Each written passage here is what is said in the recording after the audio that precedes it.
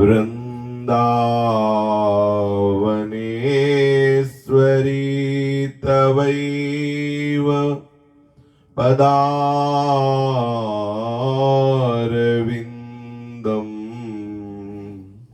प्रेमामृतैकमकरन्द रसौघपूर्णम्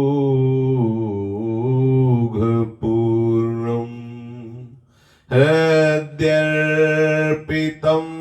मधुपते स्मरतापमुग्रम्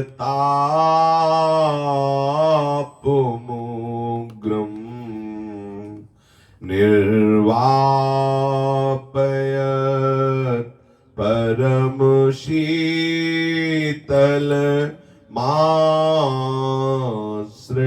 परमशीतलमाश्रयामि निर्वापयत् परमशीतलमाश्रयामि। श्रीमद श्री वृंदावन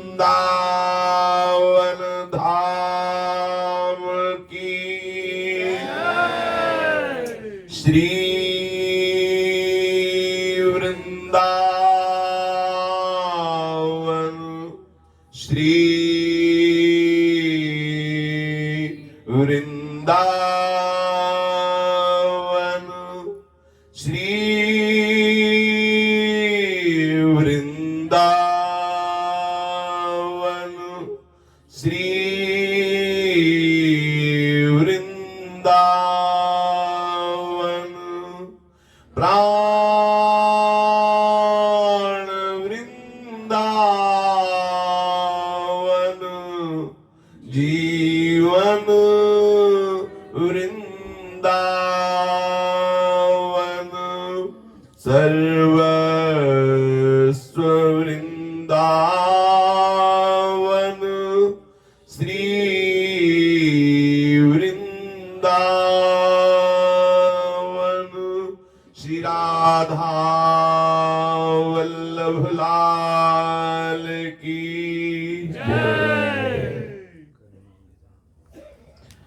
भक्तन के शुभ गुण चरित जो सुनी है चितलाए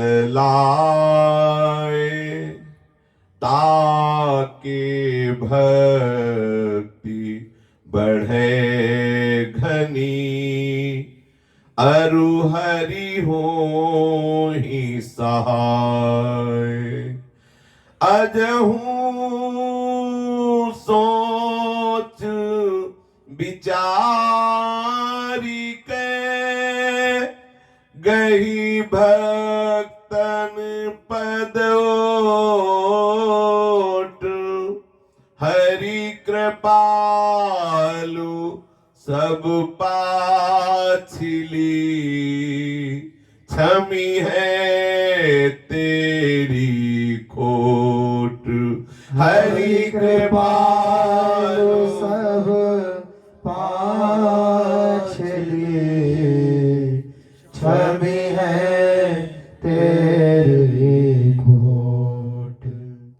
जिन भगवत प्रेमी महाभागवत रसिक संत जनों ने अपने अंतःकरण को श्यामा श्याम के चरणों में समर्पित कर दिया है, जिनके शरीर की संपूर्ण चेष्टाएं शास्त्र विधान के अनुसार होती हैं, अर्थात जिनकी ज्ञानेंद्रियां और कर्मेंद्रियां शास्त्र के अनुसार वर्ताव करती हैं और जिनका स्वभाव बन गया है प्रभु का चिंतन करना, प्रभु की लीला गायन लीला श्रवण में अत्यंत आसक्ति होना, प्रभु के श्री अंगों की सेवा का ही भाव चाव रहना, ससुख वांछा से रहित तत्सुख भाव में निमग्न रहना, जिनका स्वभाव हो गया है, ऐसे महापुरुषों के पावन जीवन चरित्र का कथन श्रवण करने से बहुत शीघ्र हृदय का अहम मोह,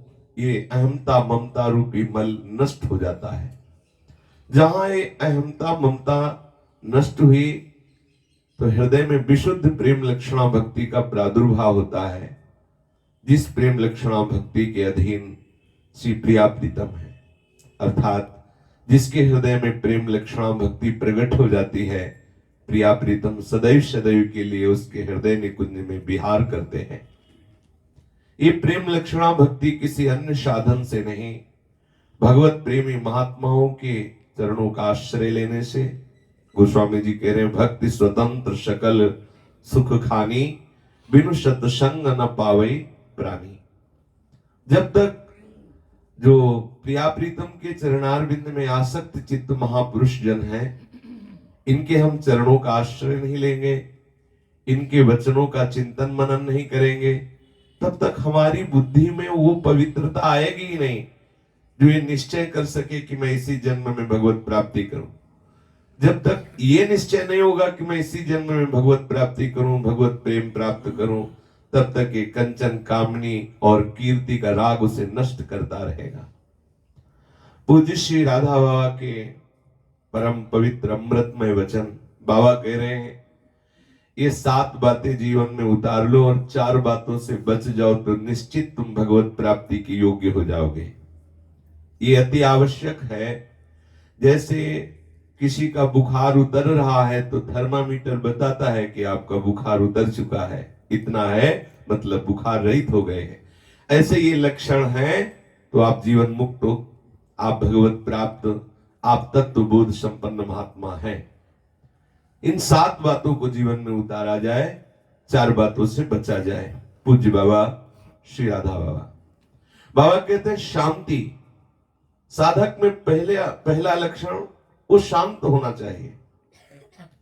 ज्यादा बोलना, हाथ पैर उल्टे ढंग से हिलाते हुए चलना, जहां बैठना कंपायमान शरीर रहना, इधर हिलना, इधर नेत्र चंचल करना, वो व्यर्थ की बातें बोल, ये सब साधक गंभीर शांत, जहां बैठा गंभीर शांत, जहां हाथ रख दिए, जिस चेष्टा में है, अगर भगवत सेवा में तन्मय है, भगवत सेवा में, पीछे से कौन निकल गया हमें पता नहीं।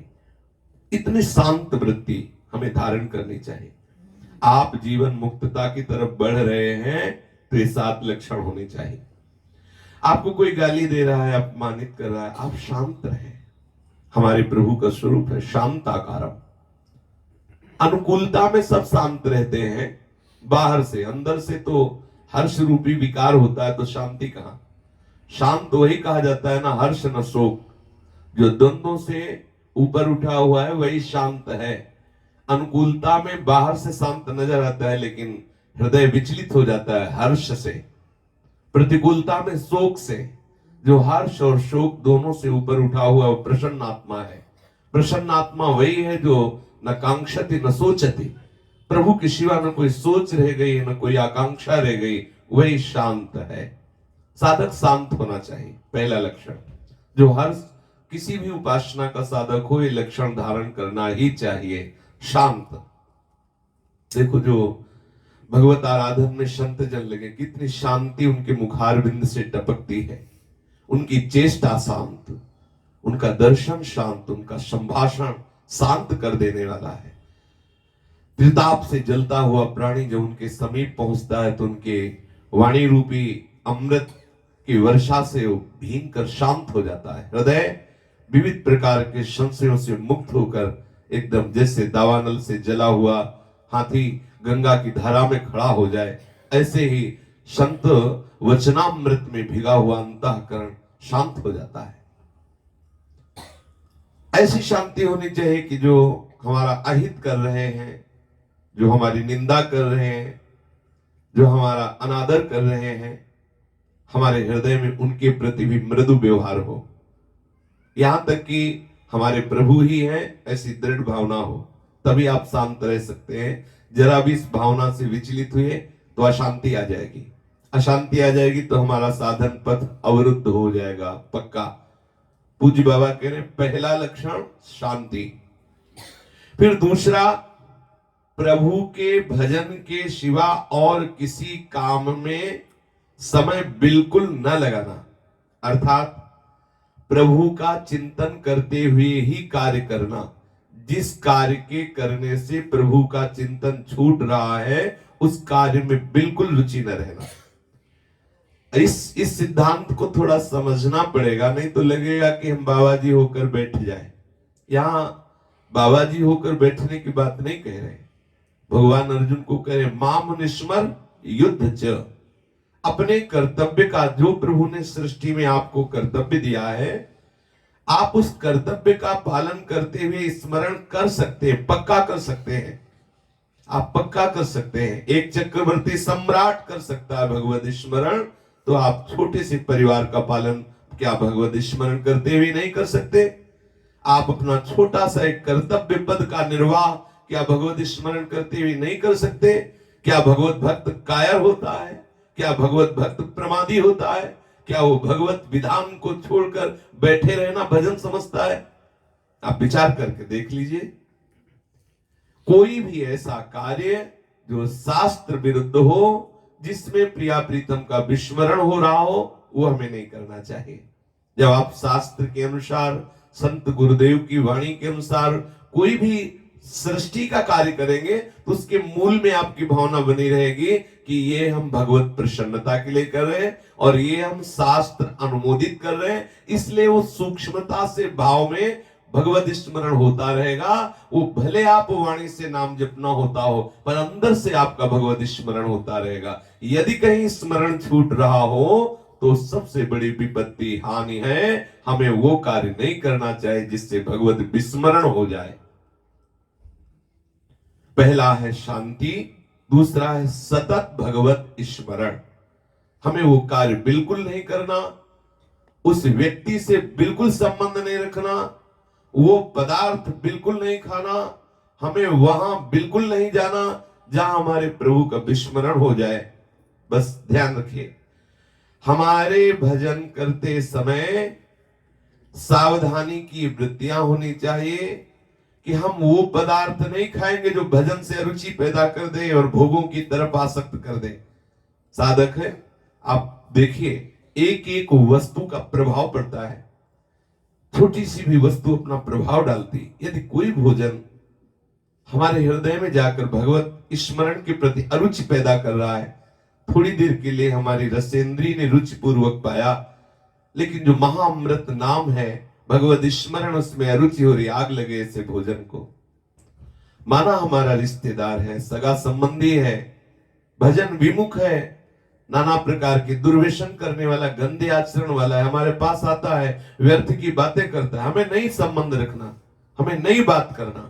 अगर हम ऐसी परिस्थिति में है कि हम उससे हट नहीं सकते, तो हम अंदर से निरपेक्ष रहें, उसमें भगवत भाव करके प्रणाम करके अपने भगवत स्मरण में बने रहें। हम ऐसे किसी वस्तु, ऐसे किसी व्यक्ति, ऐसे किसी स्थान का सेवन न करें जिससे हमारा भजन छूटता है।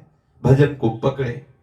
अगर आप ऐसा करेंगे तो आप भगवत तत्व के ज्ञाता हो जाएंगे, आपको भगवत साक्षात्कार हो जाएगा, जीवन मुक्त महापुरुषों की स्थिति में पहुंच जाएंगे। तीसरा, बाबा कह रहे हैं कि संसार के समस्त भोगों की एक वृत्ति होती है, वो आकर्षण करता है। जैसे सामने हमने कोई भी भोग देखा तो इंद्रियों के द्वारा उसका अनुभव होता है और मन उसके भोगने के लिए बुद्धि से निश्चय करवा लेता है और हम उसमें तन्मय होने लगते हैं। प्रत्येक भोगों का आकर्षण होता है। इसलिए श्रीमद् भगवत गीता में कहा है, जित संग दोषा। व्यक्ति का, वस्तु का, स्थान का, दृश्य का एक अपना प्रभाव है, एक अपना आकर्षण होता है। वो तत्काल आपकी वृत्ति को खींच लेगा। जैसे हम जा रहे हैं, चार आदमी लड़ रहे हैं, हमने देखा, अब वो दोष प्रकट हुआ और हमें रोक लिया, हम वहीं खड़े होकर सुनने लगे, देखने लगे, अरे इसको ऐसा नहीं बोलना चाहिए, इसको ऐसा नहीं कर, ये संग दोष हो गया। आप शांत भगवत स्मरण करते हुए जा रहे थे, किसी दृश्य ने आपको रोक लिया, किसी भोग ने आकर्षित कर लिया, किसी व्यक्ति ने आकर्षित कर लिया, उस आकर्षण से बचना ही जित संग दोषा है। भोगों में एक सामर्थ्य दिखाई देती है कि वो हमारी इंद्रिय के संसर्ग में आते ही आकर्षित करता है मन को, भोग, और मन बुद्धि से निश्चय करा लेता है भोगने का। बस उसी संकल्प विकल्प में वो नाना प्रकार के द्वंद्वों में फंसता चला जाता है। इसलिए साधक, जो पहला लक्षण शांत है, दूसरा लक्षण, वो अपने सतत भगवत स्मरण चलता रहे, इसलिए वो अन्य व्यक्ति वस्तु स्थान का त्यागी है। तीसरी बात, कोई भी ऐसा भोग जो हमें आकर्षित कर रहा है, प्रभु से भी बढ़कर प्रिय स्थान बनाने वाले वस्तु व्यक्ति स्थान का निश्चित संबंध खत्म कर देना चाहिए, जानबूझ के खत्म कर देना चाहिए। अगर हमारे हृदय में हमारे इष्ट से बढ़कर किसी के प्रति राग है तो देख लेना चाहिए। इष्ट की समानता में सिर्फ इष्ट होना चाहिए, सिर्फ इष्ट। अगर इष्ट भाव से हम किसी से मिल रहे हैं, कोई निषेध नहीं। अगर इष्ट से अलग कोई वस्तु अपना अस्तित्व रखती है, कोई व्यक्ति अस्तित्व रखता है, कोई स्थान अस्तित्व रखता है, तो हमें हटा देना चाहिए। इष्ट संबंध से ठीक है, इष्ट से विमुख हमारा कोई संबंध नहीं होना चाहिए। यदि कोई भी भोग दिखाई दे तो आप विवेक के द्वारा उसका ऑपरेशन करें, क्या रखा है, किसी भी भोग में क्या है, उनको विष्ठावत त्यागिए। विष्ठा जैसे, विष्ठा को हम फिर पुनः देखते नहीं, फिर उसका चिंतन नहीं करते, गर्व नहीं करते कि हमने विष्ठा त्यागा है। भोगों के त्याग के प्रति कैसी वृत्ति होनी चाहिए, विष्ठा के समान त्यागना। कभी हम एकांत में बैठकर उसका चिंतन करके आनंदित नहीं होते कि हम बड़े त्यागी, बिल्कुल उससे कोई मतलब ही नहीं। तो विष्ठावत भोगों का त्यागी होना चाहिए। तीसरा लक्षण, जो भगवत प्राप्त करना चाहता है, भगवत तत्व का बोध प्राप्त करना चाहता है, भोगों को विष्ठावत, जिस प्रकार हम विष्ठा से घृणा करते हैं, मुंह नाक से बंद करके निकलना चाहते हैं, ऐसे ही हम किसी भी भोग के प्रति विष्ठावत त्याग करें। कहीं आता है वमनवत त्याग करें, जैसे उल्टी वमन हो जाए तो कितनी घृणास्पद वृत्ति होती है, ठीक ऐसे ही भोगों से आंतरिक घृणा अगर है तो आप भगवत प्राप्ति के मार्ग में आगे बढ़ रहे हैं। चौथा, अपने मन के अंदर बिल्कुल मान का भाव नहीं होना चाहिए। ये बहुत विचित्र है, मान का भाव बहुत विचित्र, बहुत विचित्र। कंचन तजना सहज है, सहज त्रिया का नेह, मान बड़ाई ईर्ष्या दुर्लभ तजनाए। ये बड़े बड़े साधकों में होती ईर्ष्या, वो हमसे आगे निकला जा रहा है, मत्सरता, मान बढ़ाई, ऐसा ज्ञान। एक ही सच्चिदानंद भगवान सब रूपों में वही पूजक है, वही पूजने वाला है। अगर ऐसा भाव नहीं है तो इस शरीर के प्रति घृणा भाव होना चाहिए। ये शरीर केवल भगवत प्राप्ति के लिए मिला, इसका कोई महत्व तो नहीं है। अगर इस शरीर के प्रति पूज्य भाव, आदर भाव हम रखते हैं कि हम संसार में पूजनीय हैं, हम सबके प्रति पूज्य भाव रख सकते हैं। सब स्वामी स्वरूप है, हम सबके सेवक हैं, ये भाव हमारी भक्ति का है। लेकिन सब हमारी पूजा करें, हमारा आदर करें, कहीं कहीं मान प्राप्ति के लिए मान का त्याग भी किया जाता है। ये बड़ी विचित्र, बहुत मीठी छुरी है, हंसते हुए हम अपना गला काट लेते हैं, अर्थात हंसते हुए हम परमार्थ को नष्ट कर देते हैं मान प्रतिष्ठा की चाह में। भगवान बचावे, ये बहुत खतरनाक है। चौथी बात है, बाबा कह रहे हैं कि साधक के हृदय में मान प्राप्ति की लालसा न हो। सच्ची बात कहते, बहुत बहुत ही अंदर से मन में घटिया वृत्ति बनी रहती है अपनी प्रशंसा सुनने की। सब कुछ सह सकता है, सब कष्ट सह सकता है, बस एक बात सुनने के लिए, ये त्यागी है, ये भजनानंदी है। ये मान की वृत्ति का त्याग, मन में अपने अंदर मान का बिल्कुल भाव न रहे। भर्तरी जी ने भगवान शंकर का साक्षात्कार होने पर यह वरदान मांगा कि हे प्रभु, मुझे वरदान दीजिए कि मुझे कभी सम्मान से भिक्षा न मिले। जिन जिन महापुरुषों ने भगवत अनुराग मार्ग में कदम रखा, आप देख लीजिए कितने महामहिमा में श्री रूप जी, श्री सनातन जी, बादशाह के निजी पार्षद, स्वयं बादशाह ही, सारी बादशाही इन्हीं से थी। ये केवल कहने को थे मंत्री, लेकिन सारी बादशाही इन्हीं के हाथ में थी, वो तो इनके अधीन था। जब श्री वृंदावन धाम में महाप्रभु चैतन्य देव की कृपा से इस भगवत मार्ग में कदम बढ़ाया तो कैसे अकिंचन बन के रहे और आपस में ऐसे रहे, मनो चिन्हारो ना है, मनो जानते भी नहीं। कितने अकिंचन, कितने त्रणादपि सुनी चेन सूत्र को अपने जीवन में उतारने वाले महापुरुष पूज्य श्री रघुनाथ दास जी गोस्वामी, कितने मजूमदार जमींदार धनी मानी और उसके बेटे कितना वैभव और कैसा जीवन। उस मान को नष्ट करने के लिए दरवाजे पे जगन्नाथ जी के खड़े होते, भिखारियों के बीच में जो मिलता वो पाग लेते। फिर देखा ये भी वृत्ति ठीक नहीं, तो जहां क्षेत्र में अन्न बंटता सब बंटने के बाद पीछे जाते, जो उनको बचा खुचा मिलता। फिर सोचा ये भी वृत्ति ठीक नहीं, रात्रि में जो सड़ा हुआ प्रसाद फेंक दिया जाता उसे उठाकर उससे कुछ दाने चुनकर पाते। आप विचार कीजिए, मान को जब तक हम पोसते रहेंगे तब तक हमें प्रिया प्रीतम की प्राप्ति नहीं होगी। हृदय से मान रहित तो होना ही परम पद में आरूढ़ होने का लक्षण है। भगवान ने भी गीता जी में कहा निर्माण पहला है, निर्माण मोहाजित संग दोषा अध्यात्म नित्याविनिवृत। निर्माण सबहि मान प्रद आप अमानी, अमानी ना मान देना। ये चौथा बहुत सावधानी का सूत्र है। ये अंदर बैठा रहता है कि हम सर्वोपरि साधक हैं, हम सच्चे महात्मा हैं। देखो वो सब कच्चे, हम सच्चे। भगवान बचावे, कृपा करें सदगुरुदेव चरण रज हमारे माथे पे सदैव विराजमान रहे और ये अहंकार नष्ट हो जाए, ये मान की लालसा नष्ट हो जाए। मान शून्य हुए बिना कोई भगवत राज्य में प्रवेश नहीं पा सकता। जिन राजाओं को परास्त किया था भर्तरी जी ने, मान के यहां दरवाजे में जाकर के अन्न के टुकड़े मांगे कि कहीं मेरे हृदय में चक्रवर्ती सम्राट का किंचन मात्र मान न रह जाए। पांचवा,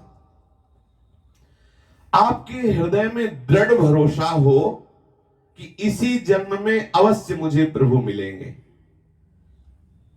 दिन रात मन में इस विश्वास की कमी नहीं होनी चाहिए, वृद्धि होनी चाहिए। विश्वास कर लो। पूज्य श्री राधा बाबा कह रहे हैं पांचवा लक्षण, मुझे जरूर भगवत साक्षात्कार होगा। दिन रात इस बात में दृढ़ता होनी चाहिए, विश्वास बढ़ना चाहिए। ये विश्वास कभी भी किसी के भी संसर्ग से यदि टूटने लगे तो उसका साथ छोड़ देना चाहिए। आपको ऐसे भी मिलेंगे, बातों से थोड़ी भगवत प्राप्ति हो जाएगी, तुम्हारे सोचने से हो जाएगी क्या कि हमें भगवान निश्चित मिल जाएंगे, ऐसा विश्वास करोगे तुम्हें भगवान मिल जाएंगे, करते धरते कुछ हो नहीं भगवान मिल जाएंगे। ऐसे भी मिलेंगे जो आपको इस विश्वास से गिरा दे।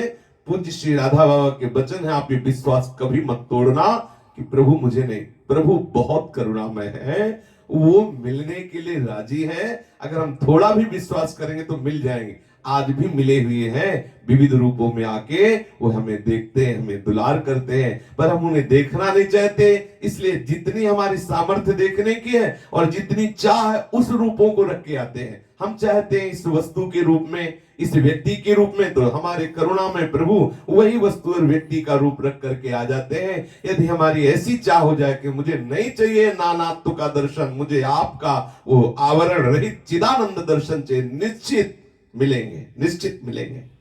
ये दृढ़ आशा हो जानी चाहिए, दृढ़ भरोसा हो जाना चाहिए, और ये होगा उसी को जो जीवन मुक्तता की तरफ जा रहा है।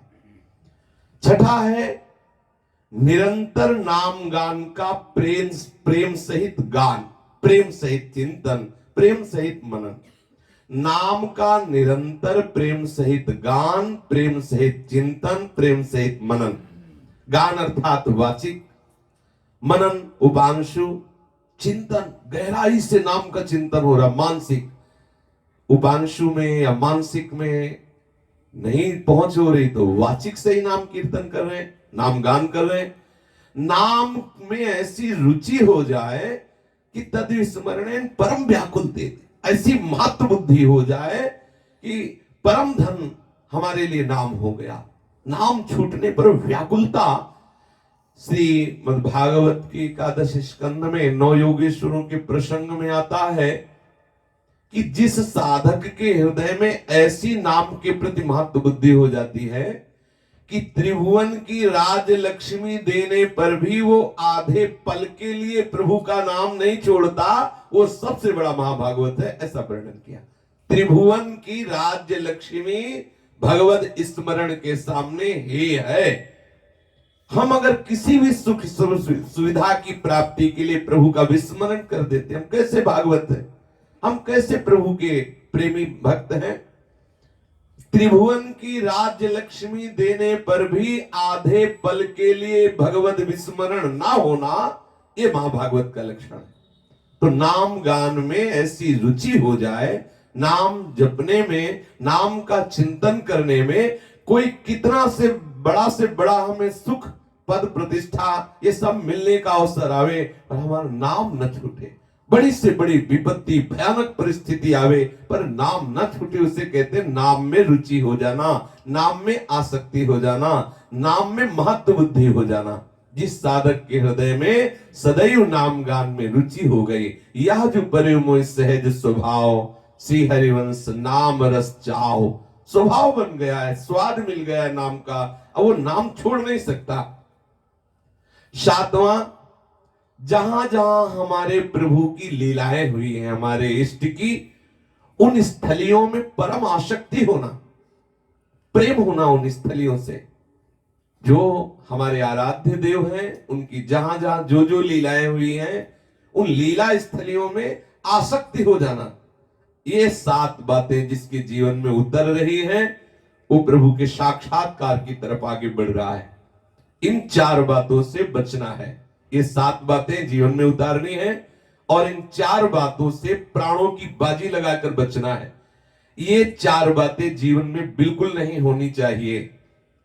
पहला है दुष्कृत जात अनर्थ। पूर्व जन्म में या इस जन्म में हमसे जो जो बुरे आचरण हुए हैं, उनका संस्कार हमारे मन में जम गया है।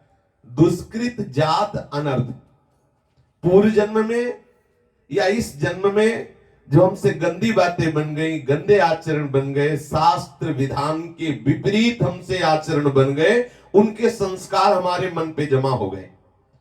अब वो संस्कार क्या करते हैं, ना चाहने पर भी बार बार जो हमने भोगा है पीछे के जन्मों में या इस जन्म में, वो भोगने की प्रेरणा देते हैं।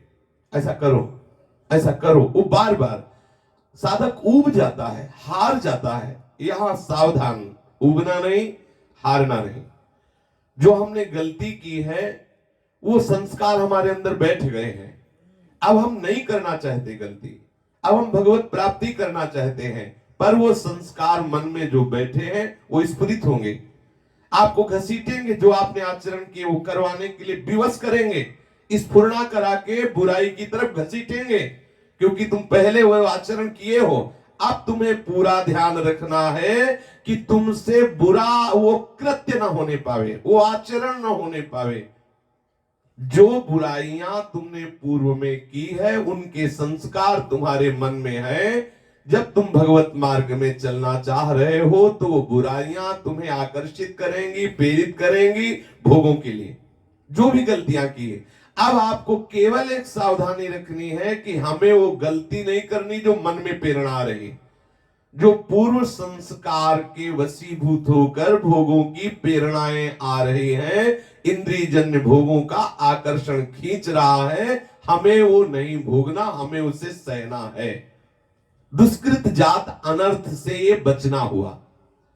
यदि वो हमारे अंदर प्रेरणा आ रही है, हम असहनशील होके कि अब मुझे शांति तभी मिलेगी जब जैसा मन कह रहा वैसा हम कर लें, अगर इस अज्ञान में फंस गए तो नवीन संस्कार फिर आपको बार बार प्रेरित करके ऐसा बना देंगे कि मनुष्य शरीर छूट जाएगा और आपको भगवत प्राप्ति का जो बढ़िया अवसर मिला था वो नहीं मिलेगा। सो परतर दुख पावई, सिर धुनि धुनि पछताए, कालहि कर्मे ईश्वरे मिथ्या दोष लगाए। दुष्कृत जात अनर्थ से साधक को संपूर्णतया अपने आप को बचा लेना चाहिए। दूसरा, सुकृत जात अनर्थ। पहला है दुष्कृत, जो बुराइयां हमने की, वो हमारे संस्कार मन में आ गए, वो संस्कार प्रेरित करते पुनः भ्रष्ट करने के लिए साधक को उस आकर्षण को, उस स्फुरना को सह जाना है। सहत सहत बाढ़े भगति गृह तन गुरु हितगार। सुकृत जनक जो अनर्थ है, जो हमने पूर्व में पुण्य किए या इस जन्म में पुण्य किए, वो पुण्य सुख व्यवस्था सामने फेंकते हैं। अगर साधक उस सुख व्यवस्था का भोक्ता बन जाता है तो भगवत मार्ग उसका अवरुद्ध हो जाएगा। ध्यान देने का विषय है। मान है, धन है, यश है, नाना प्रकार की भोग सामग्रियां हैं, ये आपके पुण्य बल से पीछे से जो आपने सुकृत किए हैं उन सुकृत के परिणाम स्वरूप आ रहे हैं। यदि आप इनके भोक्ता बन जाते हैं, आप इन अनुकूलता को, सुकृत जनित भोगों को, भाई हमारे प्रारब्ध में है तो प्रारब्ध भोग कर रहे हो, परमार्थ के पथिक नहीं। आप सुकृत जन अनर्थ से अपने आप को बचा लीजिए। इससे बचने का सच्चा उपाय है प्राप्त सुख सुविधाओं को प्रभु की मान करके, ये जितना भी जगत है प्रभु स्वरूप है, आप सबकी सेवा में लगा दीजिए, परिवार की सेवा में लगा दीजिए, स्वयं भोक्ता मत बनिए। गृहस्थ है तो उचित वस्त्र, उचित भोजन, रात दिन कर्तव्य का पालन करते हुए भजन, आपकी साधना चल रही। विरक्त है, यदि प्रारब्धवशात उत्तम उत्तम भोग सामग्री आ रही तो सबकी सेवा में लगा दीजिए। आप अकिंचन बन करके, आप हृदय से इनके प्रति राग न रखते हुए, इनका भोग ना करते हुए भगवत चिंतन में मगन रहे तो आप सुकृत जात अनर्थ से बच जाएंगे। तीसरा है अपराध जात अनर्थ। जब साधक भगवत मार्ग में चलता है तो उससे अपराध बनना स्वाभाविक हो जाता है। अपराध बनते हैं, किसी की निंदा कर बैठना, क्योंकि जन्म जन्मांतर से हमारा व्यवहार में अभ्यास है दोष दर्शन करना। किसी के दोष दर्शन किए, किसी की निंदा कर दी, कभी अपनी अनुकूलता में बाधा समझकर किसी से हम लड़ बैठे, किसी के वचन के द्वारा हिंसा कर दी, किसी का मन दुखा दिया, आदि आदि बहुत तरह से कई ऐसे अपराध हैं जो जानकारी में होता है कि अपराध बन रहा है और बन जाते हैं।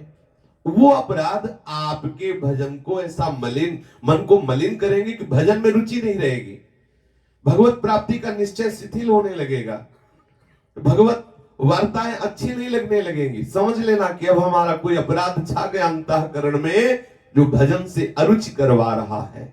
इसलिए अपराध जात अनर्थ से बचो। उसके बचने का उपाय है, जब आपको ऐसा कहीं अनुभव हो कि मेरे से अपराध बन गया, तो आप तत्काल अपने इष्ट गुरु से प्रार्थना करें, मुझे बचा लो, मेरे से अपराध बन गया।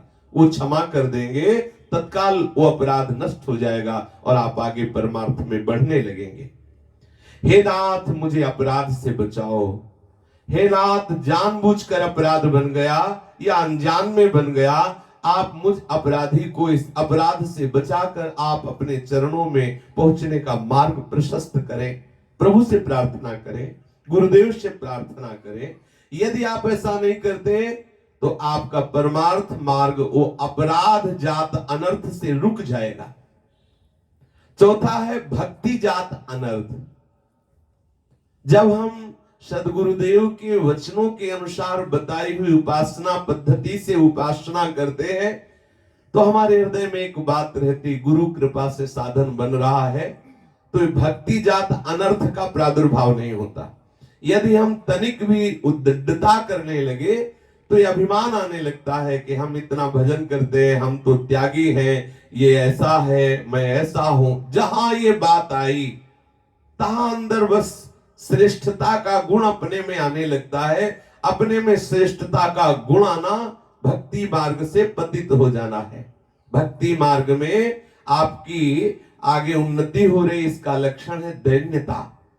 अपने में दैन्यता, अपने में सद्गुणों का अभाव, यह है भक्ति मार्ग में उन्नति। यदि आपको अपने में सद्गुण दिखाई दे रहे हैं, यदि आपको अपने में ऐसा लग रहा है मैं श्रेष्ठ साधक हूं, सामने वाला लघु, तो आपकी भक्ति जात अनर्थ से आपकी परमार्थ की वृत्ति बाधित हो रही। आप चार अनर्थों से अपने आप को बचाइए। पूज्य श्री राधा बाबा, पहला दुष्कृत जात अनर्थ, दूसरा सुकृत जात अनर्थ, तीसरा अपराध जात अनर्थ और चौथा भक्ति जात अनर्थ। इन चारों अनर्थों से बचते हुए और वो 7 बातों को हृदय में धारण करते हुए आनंद पूर्वक भगवत मार्ग को तय कीजिए।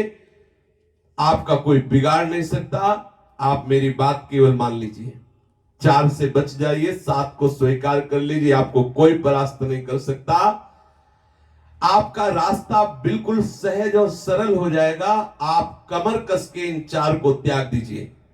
धन, स्त्री, शरीर का अभिमान, ये रत्ती रत्ती भर चूर चूर हो जाए, कहीं हमारे हृदय में न स्त्री के प्रति आसक्ति हो, न धन के प्रति महत्व बुद्धि हो, न शरीर का अभिमान रह जाए। खूब तेजी से परमार्थ में चलिए। मरते समय चित्त की वृत्ति जहां अटकेगी वही अगला आपको हिसाब मिलेगा। अगर आप मरते समय धन स्त्री पुत्र आदि का चिंतन करेंगे तो भगवत प्राप्ति नहीं हो पाएगी। इसलिए सावधान, आप जीते जी शरणागति पुष्ट कर लीजिए, जिससे अंतिम समय हमारा भगवत स्मरण हो। मकान, रुपया, धन, परिवार, मान बढ़ाई, ये सब के सब यही छोड़ कर जाना होगा, पर इनकी आसक्ति तुम्हारी दुर्गति करा देगी। इनकी आसक्ति को छोड़ दो। अंतहि तो ही तजेंगे पामर, तू न तजे बहीते। सुत बनिता आदि जान स्वार्थ रत, ना करु नेह सभी ते। अंतहि तो ही तजेंगे पामर, तू न तजे बहीते। इस शरीर को जो बहुत सुंदर सुगंधित द्रव्यों से लेप करके अभिमान कर रहे हो, इसके अंदर विष्ठा भरा हुआ है, मूत्र भरा हुआ है, ये मिट्टी का बना हुआ है। जानवर खा लेंगे तो विष्ठा बन जाएगा, जलाया जाएगा तो राख हो जाएगा, गाड़ दिया जाएगा तो सड़ के कीड़े के रूप में परिणित हो जाएगा। इस शरीर से इतना प्यार, इसी की विलासिता में लगे हो, इसी की सुख सुविधा में लगे हो, इसी की मान बढ़ाई में लगे हो। ये बातें केवल कहने सुनने की नहीं, ये जीवन में उतारनी होगी आपको। शरीर के राग से ऊपर उठना होगा। आप नित्य सब बातें सुनते हैं, फिर भी आपको स्त्री में आसक्ति है, रुपए में, परिवार में, शरीर में अभिमान। ये सब क्या सत्संग का परिणाम है? आप सोचो, रोज सत्संग सुनते हैं, रोज भगवत मार्ग की बातें सुनते हैं, क्या आपकी यात्रा हो रही है? पूज्य श्री राधा बाबा, असल बात है आपके हृदय में तीव्र से तीव्र भगवत प्राप्ति की लालसा नहीं, इसलिए आपका परिवर्तन नहीं हो रहा। एक क्षण में सारा नक्शा पलट जाएगा जिस दिन आपको भगवत प्राप्ति की लालसा हो गई। चाह मंद है, तीव्र करो। जितनी परवाह तुम संसार की वस्तुओं की करते हो, थोड़ा ऐसा कभी विचार किया है कि तुम्हारी श्वासें कितनी रह गई पता नहीं, भजन हुआ नहीं, प्रभु के पास जाने की तैयारी की नहीं, तुम्हारा मन घबरा नहीं रहा? गीता में भगवान ने कहा, जन्म मृत्यु जरा व्याधि दुख दोषानुदर्शनम। आप विचार कीजिए, जिस दिन आपका जीवन श्री कृष्ण प्रेम के बिना सूना दिखाई देने लगेगा, जिस दिन आपको लगेगा हाय इतनी अवस्था बीत गई, अभी कोई परमार्थ की स्थिति नहीं आई, अभी सतत भजन नहीं हो रहा, आपको रोना आएगा। आपके हृदय में तड़पन शुरू हो जाएगी, विकलता आने लगेगी। आपका जो हृदय विषयों में विश्राम पाना चाहता है, खत्म हो जाएगा। लगेगा नहीं, अब हमारे जीवन का उद्देश्य प्रभु की प्राप्ति है। और आप सच्ची मानिए, ये यथा माम प्रपद्यन्ते तास तथैव भजाम्य हम। यदि आप विकल होकर प्रभु का चिंतन कर रहे हैं तो वो विकल होकर आपका चिंतन कर रहे हैं। यथा माम प्रपद्यन्ते तास तथैव भजाम्य हम। जो मेरा नाम निरंतर लेता है, मैं उसका निरंतर नाम लेता हूं। बिल्कुल पक्की समझ लीजिए। अच्छा, अब आपको एक विश्वास की बात बता रहा हूं।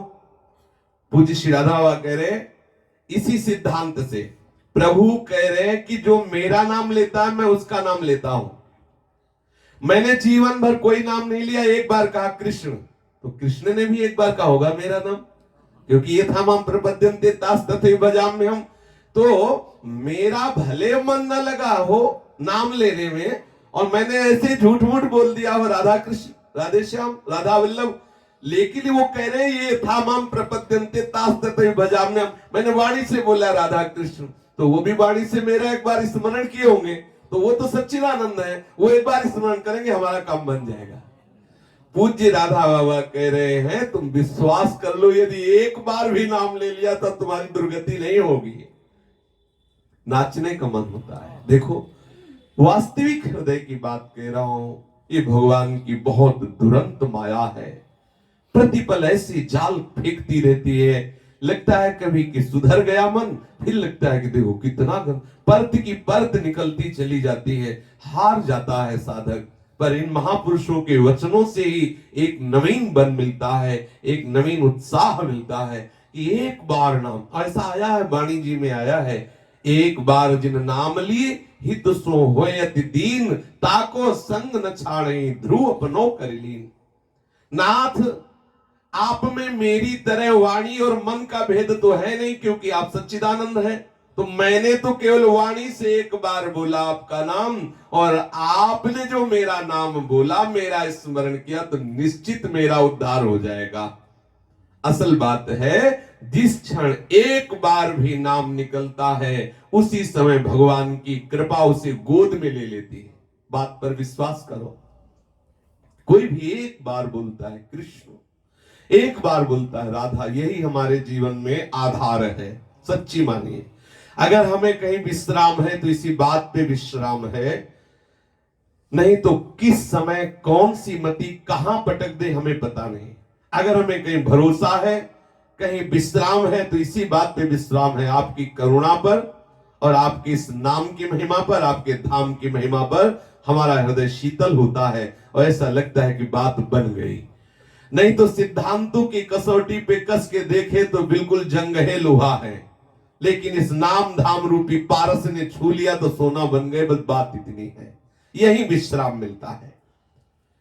जिस समय किसी ने एक बार भी बोला राधे श्याम, राधा वल्लभ, उसी समय प्रभु की कृपा उसे गोद में ले लेती। पकड़ लो ये बात, अशांति मिट जाएगी, जन्म जन्म की अशांति मिट जाएगी, यदि इस बात पर विश्वास कर लोगे। पूज्य श्री राधा बाबा कह रहे हैं, भगवत प्राप्ति को इस दर्जे में ना देखा जाए कि बाघ, सिंह, हिरण, बकरी को एक घाट में पानी पिला दे वही महात्मा। जिसे कहा जाता है भाई महात्मा में चमत्कार होना चाहिए, बोले ये भगवत प्राप्ति का दर्जा ना देखा जाए कि बाघ, सिंह, हिरण, बकरी को एक घाट में पानी पिला दे तो उसे महात्मा। ये तो साधारण जादूगर भी कर देते हैं। जादूगर नहीं, साधारण सर्कस वाले शिक्षक भी कर देते हैं कि पशुओं को शिक्षा दे के जैसा चाहते हो वैसा बैठा देते हैं। क्या है कि महात्मा का चमत्कार है क्या?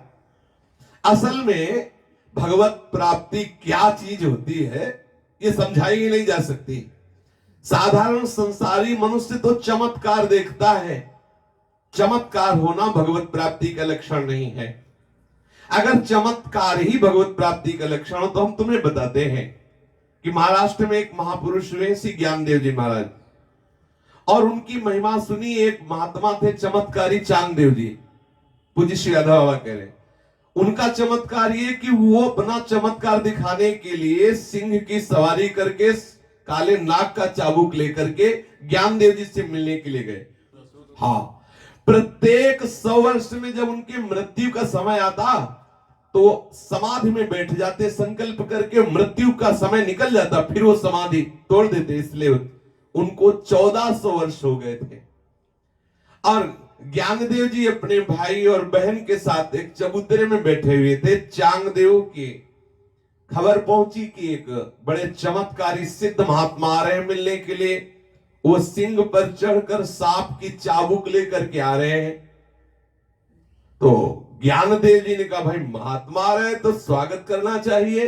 जिस चबूतरे में बैठे थे उस चबूतरे से कहा भाई चलो और उनका स्वागत करो। तो वो चबूतरा, उनके भाई बैठे थे, बहन बैठे, चबूतरा चल दिया। अब वो जो महात्मा थे बड़े गर्व में थे कि हमारा चमत्कार देखकर ज्ञानदेव, सोपानदेव, मुक्ताबाई ये सब शरणागत हो जाएंगे, क्योंकि ऐसा। और उसके तो होश उड़ गए कि हम तो चैतन्य सिंह और सांप को वशीभूत करके चमत्कार, ये तो जड़ चबूतरा चला आ रहा है। आहा, जब उस चांगदेव पर तो सारा अभिमान चूर हो गया। संत दर्शन का यही फल होता। उतर के साष्टांग दंडवत किया, फिर 64 अभंगों में उपदेश किया नाम महिमा का श्री ज्ञानदेव जी ने, और अपनी छोटी बहन को आदेश किया कि इन्हें भगवान नाम की दीक्षा दो। अभी ये कोरे के कोरे, इनके अंदर कोई भागवतिक महिमा नहीं आई। 64 अभंगों में उपदेश किया नाम महिमा का, और उनको नाम का उपदेश दिया। जब उन्होंने नाम का अनुष्ठान किया तब उन्हें भगवत प्राप्ति हुई। अब बोलो, चांगदेव को देखकर सबको यही समझ सकता था कि भगवत प्राप्त महात्मा है। असली में भगवत प्राप्त संतों की पहचान केवल संत ही कर सकते हैं, दूसरा कोई नहीं। वृंदावन में एक ग्वारिया बाबा थे, पूज्य श्री राधा बाबा कह रहे हैं, उनका विचित्र स्वरूप, विचित्र ढंग, वो अपने को श्याम सुंदर का सखा मानते, विचित्र विचित्र बातें। एक दिन वो रास्ते में पड़े हुए थे, कुछ चोर लोग चोरी करने जा रहे थे। चोर आपस में बात कर रहे थे, तो इतने में देखा बाबा पड़े। चोरों ने पूछा कौन? बाबा बोले तुम कौन? चोरों ने नजदीक से देखा कि ये तो बाबा जी। बोले हम चोर। तो बाबा से कहा तुम कौन? बाबा ने कहा हम भी चोर, हम भी चोर ही है। तो उन्होंने कहा कि चलो फिर चोरी कर ले। तो बाबा साथ चल दिए। अब एक ब्रजवासी के घर में चोरी करने घुसे चोर, तो सब सामान बांधने लगे।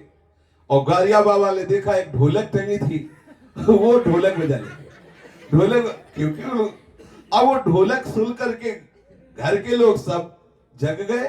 तो चोर तो भागे और बाबा ढोलक बजाते मिले। तो दो चार डंडे बाबा के लगे। जब प्रकाश हुआ, प्रकाश में देखा गया तो पता चला ग्वारिया बाबा। बोले बाबा ये सब क्या लीला थी? बोले श्री कृष्ण और श्री कृष्ण के सखा कर रहे थे, कह रहे थे कि चलो इस ब्रजवासी घर चोरी करने। तो आ गए।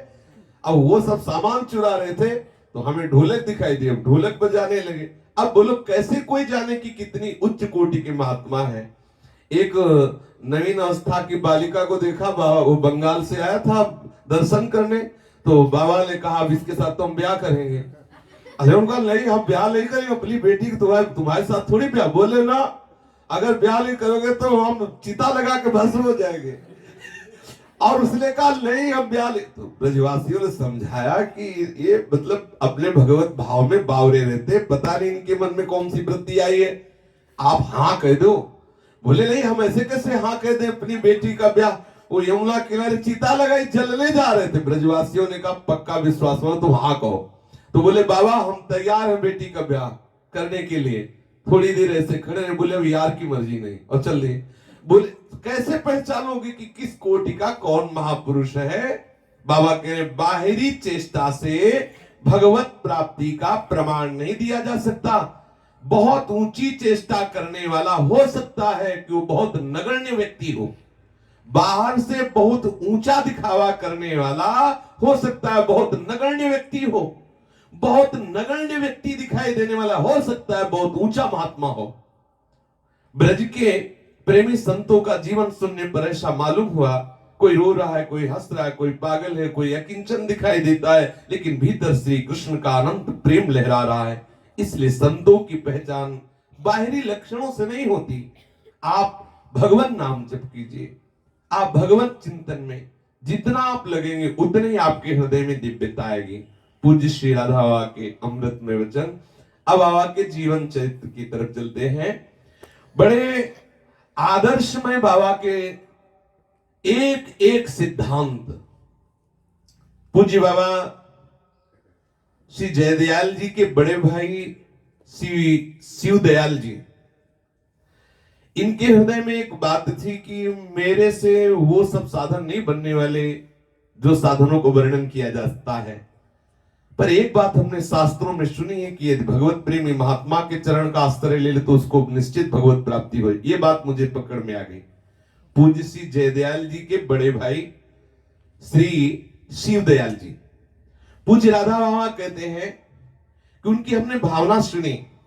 वो कहते कि साधना द्वारा मन को शुद्ध करके भगवत प्राप्ति करना ये मेरे लिए अब संभव नहीं है, क्योंकि मैंने घर परिवार गृहस्थी में अपना समय लगाया, राग द्वेष की बेड़ियों में उलझा रहा।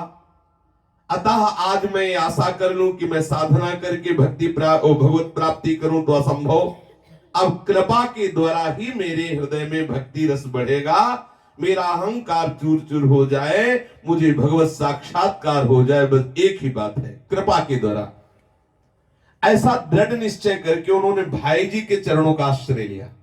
पूज्य श्री जयदयाल गोविंदका जी के बड़े भाई श्री शिवदयाल गोविंदका जी, वो श्री भाई जी से कभी कभी कह देते थे कि भाई जी बस चाह भर है, वैसे तो अनाधिकारी हूं, चाह है कि किसी भी तरह से कैसे भी मुझे एक बार श्री कृष्ण के दर्शन करा दो। अनाधिकारी हूं, ये मैं दावा नहीं करता कि मैं अधिकारी हूं। एक कहीं से हमारे हृदय में चाह पैदा हो गई कि मैं भगवान से मिलना चाहता हूं।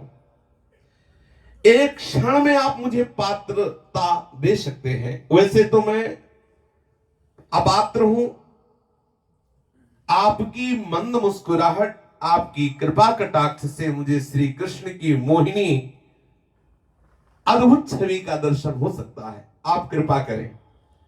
तो भाई जी कहते मेरे में ऐसी कहां सामर्थ है, और दैन्यता की बात करके टाल देते हैं। कहा मेरे में ऐसी सामर्थ्य है, भाई आप साधन भजन करो, जो भगवान ने आदेश किया वैसे, जैसे संत जन बोलते हैं ऐसा।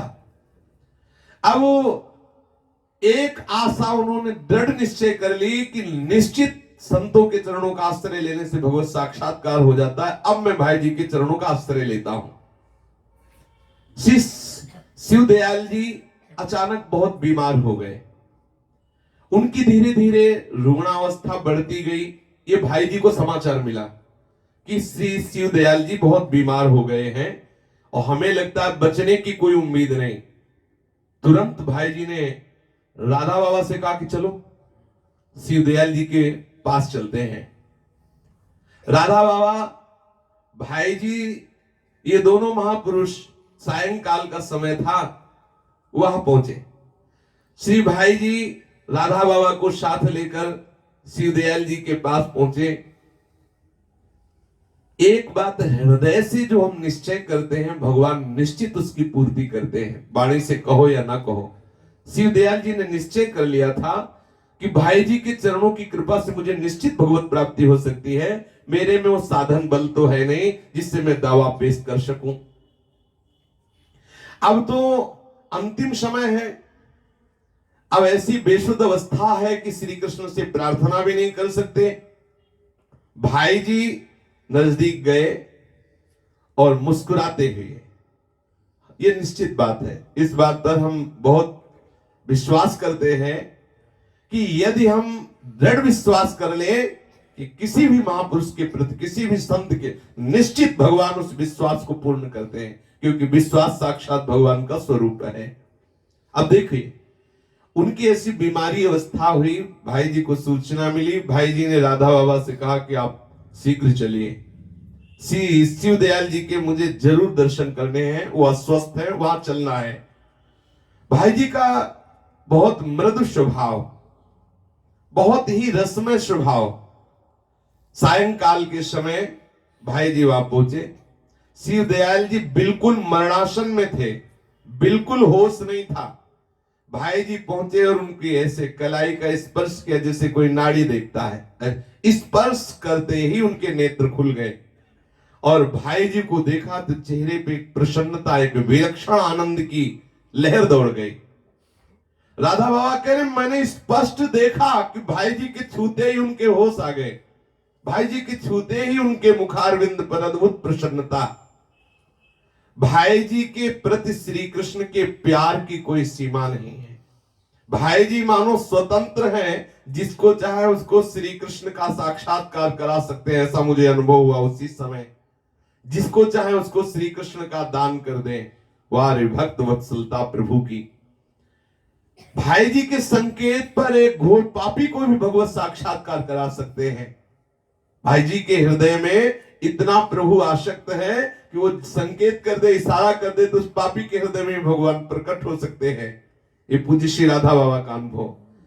अब श्री शिव दयाल जी अपनी साधन योग्यता से कभी भी भगवत प्राप्ति की लालसा नहीं की कि मैं साधन करके भगवत प्राप्ति कर सकूं।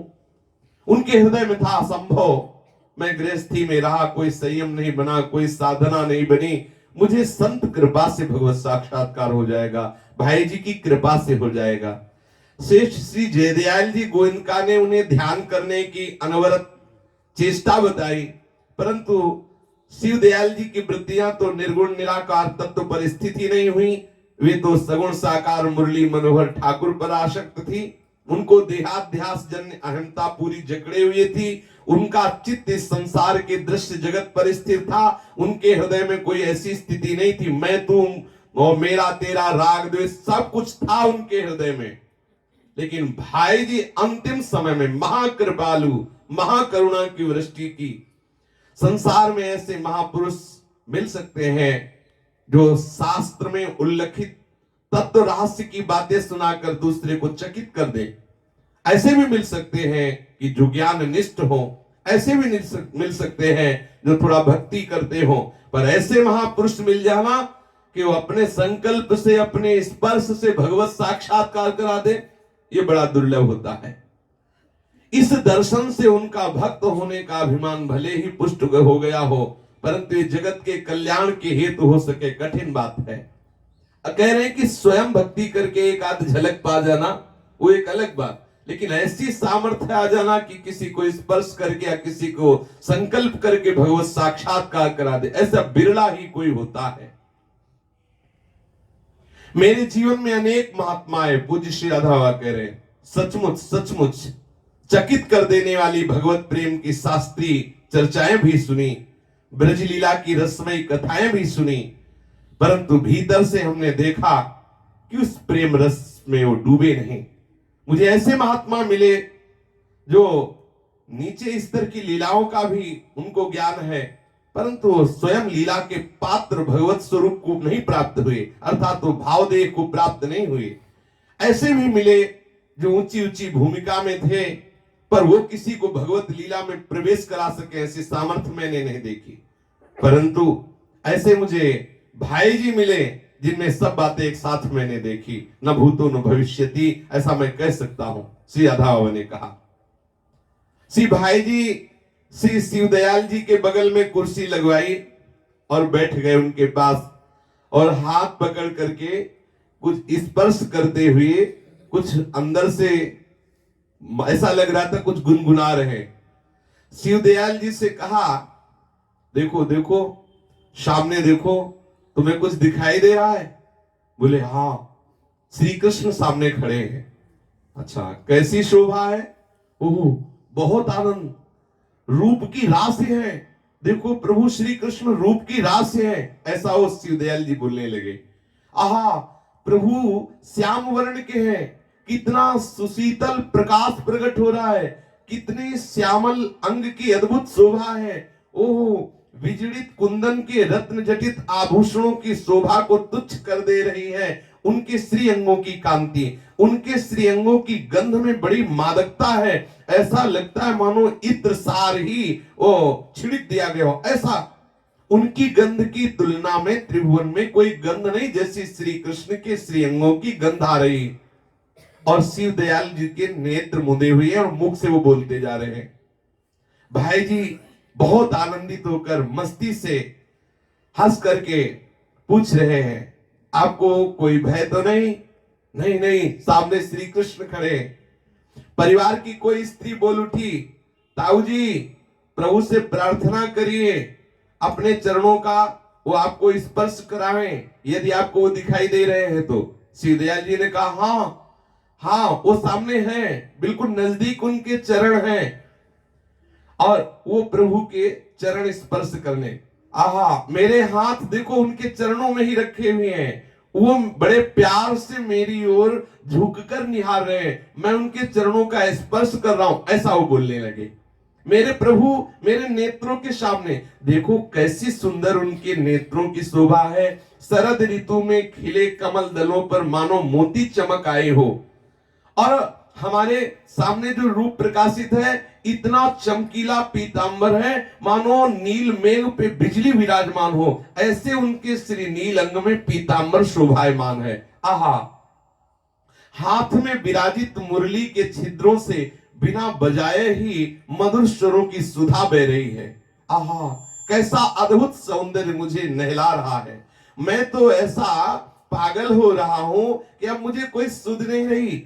देखो मेरा हाथ पकड़ रहे हो, देखो मुझसे वो कह रहे हैं कि चलो चलो अब मैं तुम्हें अपने साथ लेने आया हूं। और बोलते बोलते शिवदयाल जी की वाणी रुक गई, शांत हो गए। उनके मुखारविंद पर तेज प्रकाश और उनके दो आंसू ढलक रहे, आनंद अश्रु। ये देखो, ये है अंतिम बन गया, संत के आश्रय से बात बन गई। और पूज्य राधा बाबा ये देख करके आनंद अश्रु बहा रहे कि ओहो, इतनी दुर्लभ स्थिति, बड़े बड़े साधना करके जरा सी चूक हुई फंस जाते हैं। देखो इनकी इतनी दुर्लभ, अंतिम समय श्री कृष्ण का चरण स्पर्श, श्री कृष्ण की करुणा दृष्टि, श्री कृष्ण के रूप का दर्शन। भाई जी श्री दयाल जी का हाथ ऐसे जुड़ा और कहा, बाबा देखो श्री दयाल जी को साक्षात श्री कृष्ण अपने धाम को ले जा रहे हैं। भाई जी ने कहा शिव दयाल जी को साक्षात प्रभु अपने धाम ले जा रहे हैं। राधा बाबा बोले, मैं भाई जी की कृपा का ये अद्भुत प्रभाव देखकर रोने लगा कि कितनी दुर्लभ बात है किसी को अंत समय भगवत दर्शन हो, और ऐसा दर्शन। मैं मन ही मन विचार करने लगा कि शिव दयाल जी के न जाने कौन से ऐसे महान पुण्य थे कि उनके हृदय में ये बात आ गई कि मेरा काम इनके चरणों के प्रताप से बन सकता है। ये आशा ने उन्हें आज ये अवसर दे दिया। अगर कहीं परमार्थ साधन में होते तो पता नहीं क्या स्थिति होती, लेकिन जब ये आशा कर ली तो देखो कैसा, सैकड़ों हजारों जन्मों में जो बात नहीं बनती वो बन गई।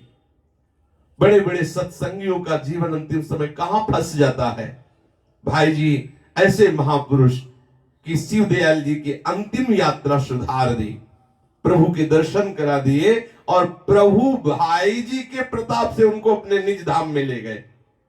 मनुष्य धन से सुख की आशा करता है, राज्याधिकार से युक्त किसी पद को प्राप्त करके अपने को सुखी समझता है।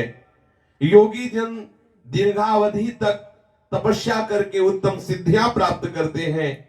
कोई ज्ञानी होकर के मुक्ति की कामना करता है, परंतु कोई बिरला ही होता है किसी संत को अपना आत्मसमर्पण कर देता है। किसी संत के प्रति आत्मसमर्पण, भगवान उसके विश्वास का निर्वाह करते हैं।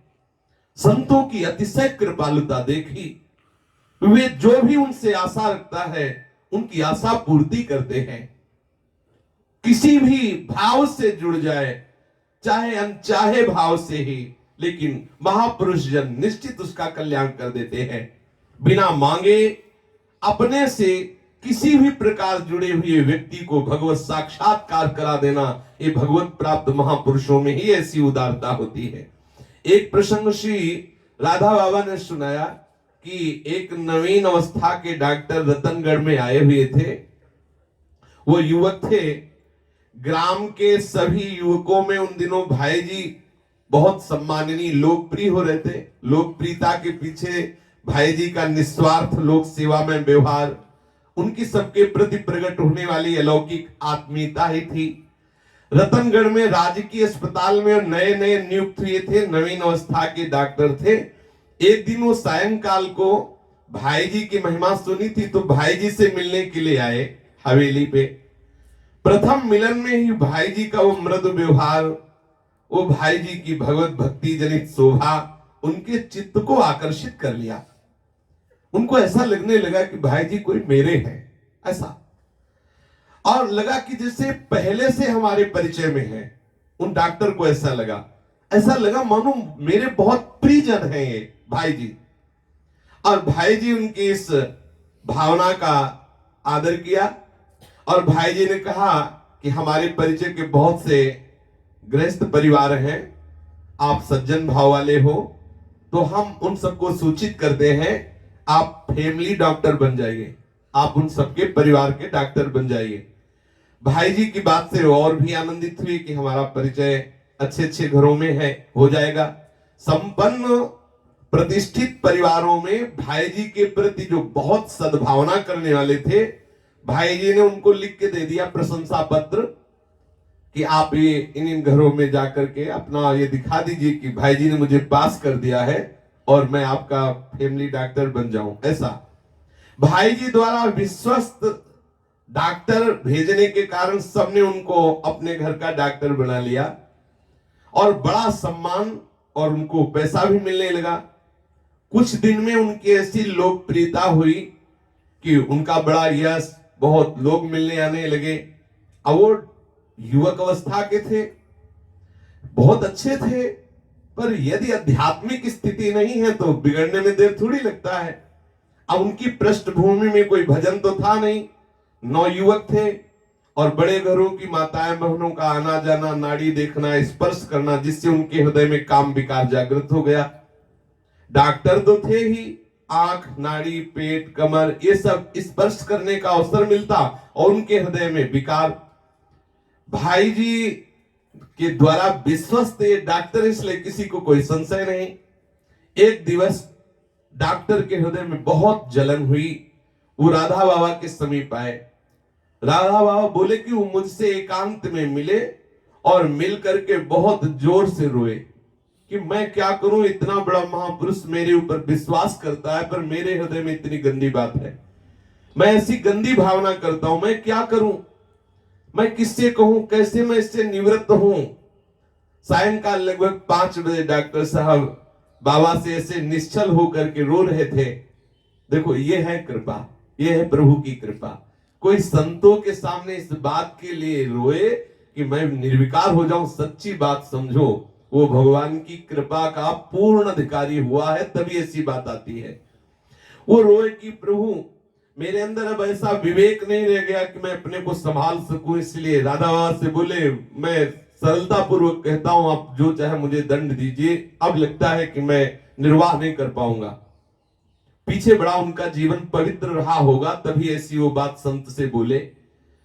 मैं व्यवसाय की दृष्टि से डॉक्टर हूं तो शरीर स्पर्श आदि करना होता ही है, और इस स्पर्श से मेरा मन विकृत हो जाता है और मैं काम भाव से युक्त हो जाता हूं। बड़ी निश्चलता से उन्होंने सारी की सारी बात श्री राधा बाबा को बता दी। राधा बाबा ने कहा कि आप ये बात भाई जी से कहिए, आप जैसे मेरे से बोले ऐसे बिल्कुल जाकर भाई जी को कह दो। भाई जी के कहने की बात सुनते हुए डॉक्टर डर गए और उनका भाई जी का इतना विश्वास है मेरे ऊपर, मैं भाई जी से जाकर के सब बात खोल कर कहूं। उन्होंने सम्माननीय परिवारों का मुझे डॉक्टर बनाया, मेरा तो सब बिगड़ ही जाएगा अगर भाई जी को लगे कि मैं इतना विश्वास करता था ऐसे। बाबा ने कहा तुम अभी संतों के हृदय की बात नहीं जानते हो, मैं कह रहा हूं तुम जाओ भाई जी से बिल्कुल जैसा हमसे कहा वैसे ही कहो।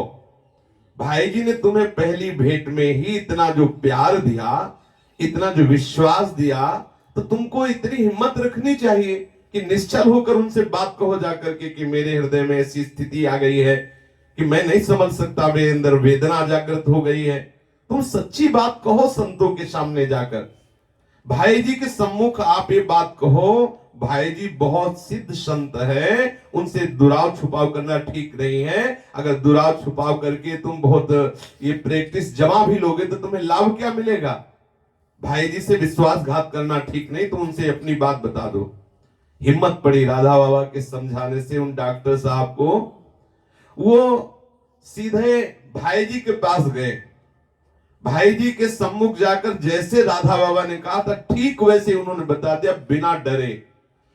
भाई जी ने जे ही बात सुनी एकदम क्रोधावेश में भर गए और क्रोध में भर के लाल लाल आंख करते हुए डॉक्टर से कहा तुरंत निकल जा मेरे पास से, कभी आकर मेरे सामने मुख मत दिखलाना।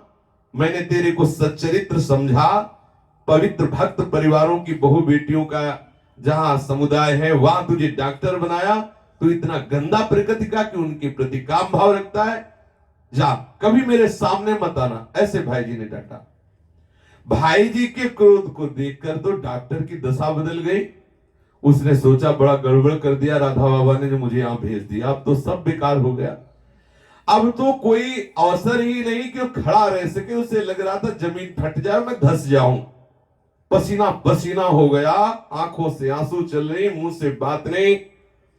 बड़ी हिम्मत करके हाथ जोड़ के बोला भाई जी बस क्षमा कर दीजिए, आज के बाद कभी ऐसी कोई गलती नहीं होगी और मैं यहां से एकदम भाग जाऊंगा, किसी को पता भी नहीं चलेगा, मैं किसी घर में अब डॉक्टरी नहीं करूंगा। वो कह करके रोता हुआ जी वापस होने लगा। भाई जी शांत हुए और उन्होंने कहा कि डॉक्टर साहब देखो आप मेरे बालक ही हैं, मैं अपनापन समझ करके ही तुम्हें डांटा है, जिससे मैं अपनापन समझता हूं उस पर उत्तेजित होता हूं, सब पर नहीं। इसलिए तुम मेरे बालक ही हो इसलिए मैंने डांटा है, परम आवश्यक था इस समय तुम्हें डांट लगाना। अभी तो तुम जाओ, शाम के मेरे पास आना, अवश्य आना, निश्चित आए, तुम आओ शाम के मेरे पास आओ। अब डॉक्टर नीचा मुख किए मानो सब कुछ लुट गया। वो सोच रहे थे मैंने क्यों भाई जी से बता दिया। अब अंदर ही अंदर बहुत उनके हृदय में दुख हो रहा था। किसी तरह धैर्य बंधाया कि चलो एक बार हृदय की बात भाई जी को बता दी, भाई जी ने कुछ प्यार तो किया है, अब शाम के थोड़ा और डांट लेंगे और क्या करेंगे, कोई ना कोई रास्ता तो निकलेगा। अब भाई जी का रोष उन्हें बार बार याद आता कि ओए इतना गुस्सा महात्मा में, इतना। और तो देखो संतों में जो गुस्सा दिखाई देता है वो उस भूत को उतारने के लिए होता है, जो अंदर विकार रूपी भूत होता है। बकाया जिसके हृदय में भगवत चिंतन होता है वहां क्रोध कहां, वहां विकार कहां। विकार का एक नाटक स्वरूप हो सकता है, विकार नहीं। दूसरे दिन डॉक्टर बहुत हिम्मत करके एक एक कदम बढ़ाते हुए कि आज पता नहीं क्या गुजरेगा, और वो जे ही कमरे में गए तो आज कमरे में प्रवेश करते ही जे ही दरवाजा खोला तो आश्चर्य का ठिकाना रहा। देखा कि भाई जी जिस डेस्क में बैठे हुए थे उसी के सामने नव किशोर अवस्था मोर मुकुट धारण किए हुए ठाकुर जी बैठे, बिल्कुल ऐसे जैसे सूरदास जी पद सुना रहे और ठाकुर जी बैठे सुन रहे, ऐसे भाई जी संपादन कर रहे हैं और ठाकुर जी सामने बैठे हुए। वो वापस बाहर निकला, उसने सोचा कहीं हम मतलब कुछ भ्रम में तो नहीं है, तो बाहर पानी रखा था, पानी से मुंह धोया, फिर अंदर गया, फिर देखा तो भाई जी एकाग्रता पूर्वक संपादन कर रहे हैं और ठाकुर जी बैठे हुए जैसे पद सुनाया जा रहा है और सुन रहे हो। उसको लगा कि हमें लगता है हमारा मस्तिष्क ठीक नहीं है, नहीं तो ये हमें ऐसा कैसे, भाई जी के सम्मुख साक्षात प्रभु बैठे, ये मेरे भाव में चल रहा है, ये सामने दृश्य देख रहे हैं। वो फिर बाहर आया तो एक पेन निकाली, डॉक्टर था ही, पिन, और उस पिन से चुभोया, मतलब मैं जग रहा हूं कि नहीं, ऐसे चुभोया, चेतना हाँ लग तो रहा है, मैं जग रहा हूं क्योंकि पिन लग रहा है। फिर अंदर गया, फिर देखा वही मंद मुस्कुराती हुई ठाकुर की छवि, एकदम भाव से अभिभूत होकर के, और दौड़ा दौड़ा श्री राधा बाबा के कमरे में आया भागता हुआ और बोला बाबा दिख गए, मैंने देख लिया, दिख गए, मैंने देख लिया। बस बाबा उसकी दशा देख के निहाल हो रहे थे कि हमें लगता है भाई जी की कृपा हो गई इसके ऊपर। बाबा दिख गए, बाबा दिख गए। बाबा ने कहा कि क्या दिख गए, बस वो यही बोल पाता, बाबा दिख गए, मैं निहाल हो गया।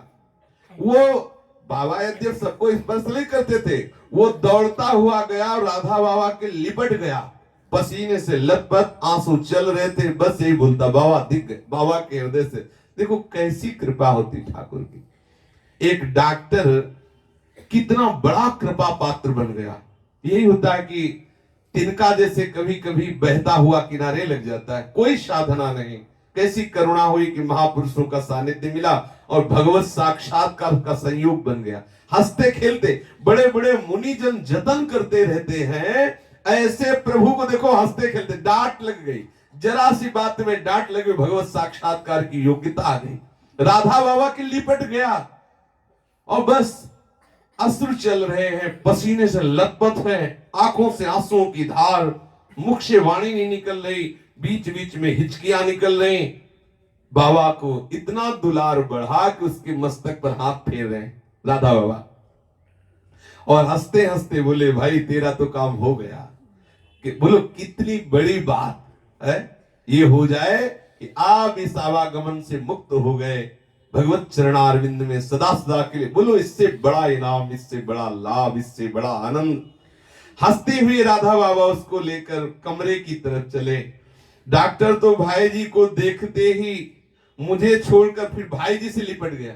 अब तो प्रेम की दशा है, एक शब्द बोला नहीं जा रहा, भाई जी से गले लगकर फिर चरणों को भाई जी के पकड़ा, बोले क्षमा कर दीजिए, मैं पहचान नहीं पाया, मैं जान नहीं पाया कि आप कौन हैं। आपके दर्शनों का मुझे जो लाभ मिला मैं बता नहीं सकता, मुझे निहाल कर दिया। भाई जी के आंखों में भी आंसू बह रहे थे। उन्होंने डॉक्टर का मस्तक अपनी गोद में रखकर दुलार करते हुए कहा ये सब श्री कृष्ण की लीला है, वो कब क्या किस पर बरस पड़े कहा नहीं जाता। पूज्य श्री राधा बाबा इस बात पर बहुत जोर देते कि आप कभी के धन के मान में आकर कि भाई दान पुण्य से काम चल जाएगा, इसमें अपने समय को बर्बाद न करें, जरूर भजन करें। भजन न करने पर श्री राधा बाबा ने बताया कि हम उनका नाम नहीं ले रहे हैं, वहीं के थे, बीकानेर के ही एक बहुत बड़े धनी मानी। राधा बाबा बोले उनके पास अपार धन था, चांदी सोने की बहुत सी शिलाएं थी, तहखाना भरा हुआ था सोने चांदियों से। तहखानों की चाबी सेठ जी अपने पास रखते, वैसे खूब दान करते, बड़े मंदिर बनवाए, औषधालय, पुस्तकालय, धर्मशालाएं, पानी पिलाने की जगह प्याऊ, और कुछ साधु महात्माओं को अन्न पवाना, ये भी करते, सब करते। लेकिन जितने धनियों में दोष थे वो उनमें थे। ये धनी मानी जन जो ऐसा करते रहते, उनका उद्देश्य ये नहीं होता भगवत प्राप्ति या भगवत प्रसन्नता, उनका उद्देश्य होता है हमारे पाप क्षय हो जाए और हमारी खूब सुख सामग्री बढ़े। वो सेठ जी ये नित्य कर्म उत्तम करते कि उनके सभी कर्म होते अपनी यश के लिए, लिप्सा के लिए, पुण्य लाभ के लिए। ये सभी कर्म उन्हें बंधन से मुक्त करने वाले न होकर शरीराध्यास रूपी बंधन सुदृढ़ करने वाले थे। इसीलिए भगवान श्री कृष्ण ने कहा है, सर्वधर्मान परित्यज्य मामेकम शरणं व्रज। ये सब धर्म कर्म यदि हम यश लिप्सा के लिए, भोग प्राप्ति के लिए करें तो सब व्यर्थ है। भ्रमवश इन कर्मों में फंसकर हमारा जीवन नष्ट हो जाता है, अहंकार का पोषण और होता रहता है। पूज्य राधा बाबा कह रहे हैं, धन के नशे में जो दुर्गतियां होती हैं हम तुम्हें वो बता रहे हैं, पर इसमें एक बात बन गई कि वो कभी कभी साधु को भोजन पवा देते थे और सब दान पुण्य तो करते ही थे। सेठ जी के पास बहुत धन था, धन संपत्ति का नशा था। हम नाम इसलिए नहीं दे रहे कि उनके परिवारजनों को दुख पहुंचेगा, क्योंकि अभी उनका परिवार होगा। किसी के पास इतना भी धन हो सकता है, पर आप निश्चित समझ लो यदि भजन नहीं किया है तो आपको धन, दान, पुण्य, धर्म ये बचा नहीं सकता। पैसे के बल से ये कुछ चाटुकारी लोग तुम्हारी बड़ाई कर सकते हैं कि अरे भाई तुम भगवान हो, लेकिन आपको विश्राम नहीं मिल सकता, आपको दुख भोगना पड़ेगा। नगर सेठ के पास अपार संपत्ति होने पर भी अब जब भोग का समय आया तो ऐसा भयानक सड़न पैदा हुई कि उनके शरीर में कीड़े पड़ गए और शरीर से ऐसा मवाद बहने लगा कि संपूर्ण घर दुर्गंध से भरा। एक बेटा और बहुत सुंदर बहू, घृणावश उस घर में जाना, कई घर थे, उस घर में जाना बंद कर दिया जिस घर में वो धनी सेठ बीमार पड़ा। अब बच्चों के पास खूब पैसा था, जर्मनी से एक डॉक्टर, एक नर्स बुलाई, 5,000 रोज उसकी फीस, नर्स की और डॉक्टर की 5,000। लेकिन वो स्वयं नहीं जाते, वो जो इतनी दुर्गंध युक्त मवाद निकलती कि अब रईस के बच्चे वो नहीं जाते।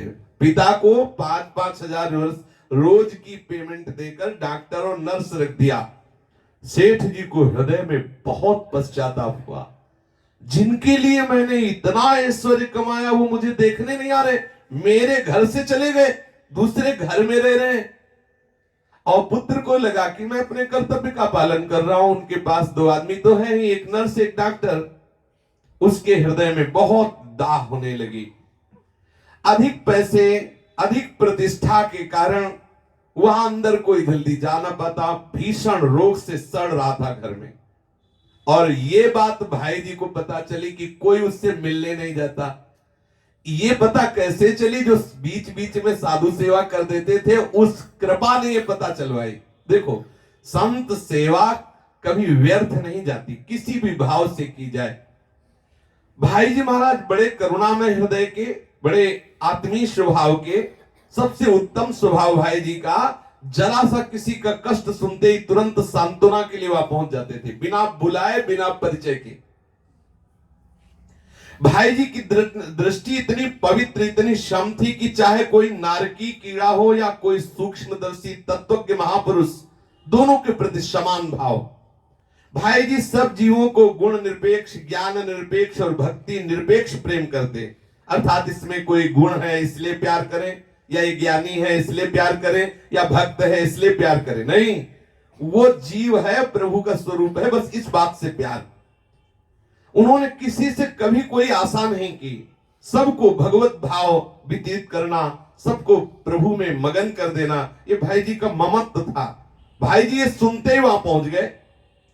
सेठ के दुख की बात सुनकर कि उसके शरीर में कीड़े पड़ गए, इतना मवाद की कोई व्यक्ति नहीं जाता, केवल जिन पैसों से डॉक्टर और नर्स को रखा है वही वहां जाती हैं, और वो भी दवा दी चले आए, एक साइड में अलग रहे। भाई जी करुणा से द्रवित होकर उसके पास पहुंचे, सेठ से कहा कि देखो तुम्हारे जीवन का ये परिणाम है, अब नाम जप कर लो, प्रभु से प्रेम कर लो। सेठ ने कहा भाई जी मेरी बात पहले सुन लो, मेरे तय खाने में सोने चांदी की सिल्लियां रखी हैं, और वो सब मेरी धर्म पत्नी को मिलनी चाहिए, बेटे बहू को नहीं। भाई जी ने कहा अरे हम तुमको समझा ले आए कि जीवन में सड़ रहा है और सोने की और चांदी की सिल्लियों में मन फंसा। बहुत विचित्र दुर्दशा होती है। भाई जी ने कहा कि तू जीवन काल में नहीं सुधार सका, अंतिम सुधार ले, तू भजन कर ले। सेठ जी ने कहा कि पहले इस बात का पक्का विश्वास दिलाओ हमें कि हमारी जो संपत्ति है, जो सोना चांदी, वो मेरी पत्नी को मिलेगा, मेरे बेटा बहू को नहीं। मेरे बेटा बहू इस धन के अधिकारी नहीं बनेंगे, पहले विश्वास दिलाओ। भाई जी ने कहा हम ये सब प्रपंच करने रहे हैं, हम तो तुम्हें समझाने आए कि भगवान का भजन कर लो, अंतिम बन जाए। इकलौता बेटा सेठ जी का, और देखो उसने भी कभी देखने नहीं आता, रुपया की सेवा चल रही, लेकिन समीप में माता पिता को होता है ना, एक बार तो कोई मेरा अपना आ जाए। लेकिन सच्ची मानना, यदि प्रभु से प्रेम नहीं किया तो अपने लोग तुम्हें अंतिम समय ऐसा जलाएंगे कि तुम्हें रोगे, लेकिन कोई तुम्हारे आंसू पोंछने वाला नहीं होगा। भाई जी करुणा के स्वरूप ऐसी दुर्गंध स्थिति में उसके समीप गए उसको। अब वो सेठ जी का पुत्र वैसे तो सब बातों में सेवा की व्यवस्था किए हुए था, लेकिन सामने नहीं आता। नौवधू बढ़िया और पुत्र उकाहे कोई दुर्गंध युक्त पिता के पास आवे। इस व्यवस्था का एक कारण यह भी था कि सेठ को यह भय था कि मेरे मरने के बाद कहीं मेरी पत्नी के साथ ऐसा बर्ताव ना हो, और मैंने जीवन भर धन कमाया है और ये धन जो है मेरी पत्नी की सुख सुविधा में लगे, ऐसे उसके अंदर भाव थी। अब कोई आस पड़ोस का भी ना आता, इतनी दुर्गंध कौन छुए ऐसे गंदे मवाद से युक्त शरीर को। निश्चित समझना जब दुख का अवसर आता है तो कोई नहीं, केवल भगवत विश्वासी को भगवान सहयोग करते हैं, दूसरा कोई। सच्ची मान लीजिए, बहुत झूठा नाटकी संसार है, तुम्हें दिखाई देगा, कहेंगे एक जन्म नहीं 7 जन्म तक, और 7 मिनट बाद हट जाएंगे। ऐसे धोखेबाज है, इनके वचनों में फंसोगे तो पूरा जीवन बर्बाद हो जाएगा। प्रभु से प्रेम करो, प्रभु पे विश्वास करो।